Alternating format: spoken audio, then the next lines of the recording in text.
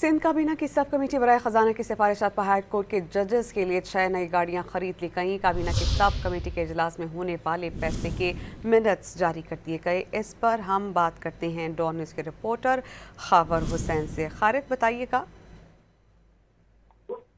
जी, सिंध काबीना की खजाना ने मुतालिक कमेटी ने सिफारिश पर सिंध हाई कोर्ट के 6 जजेस के लिए नई गाड़ियों की खरीदारी की मंजूरी दी है। सिंध काबीना की खजाना से मुतालिक सब कमेटी के इजलास में किए गए फैसलों के मिनट्स जारी कर दिए गए हैं। 13 जून 2025 को वज़ीर आला सिंध की समरी भेजी गई थी, जिसमें सिंध हाई कोर्ट के जजेस के लिए 6 नई गाड़ियों की खरीदारी की गुजारिश की गई थी। महकमा खजाना ने तजवीज़ दी कि इस समरी को खजाना से मुतालिक सिंध काबीना की सब कमेटी में पेश किया जाए। सब कमेटी ने 6 करोड़ रुपए एडिशनल फंड से फराहम करने की महकमा खजाना की दरख्वास्त कर दी। महकमा कानून ने हाई कोर्ट फंड्स में पहले ही 8 करोड़ 45 लाख रुपए मौजूद होने का इंकशाफ किया। उनका ये कहना है कि इस अकाउंट से ये रकम फराहम की जाए, बजट से बाहर रकम ना ली जाए।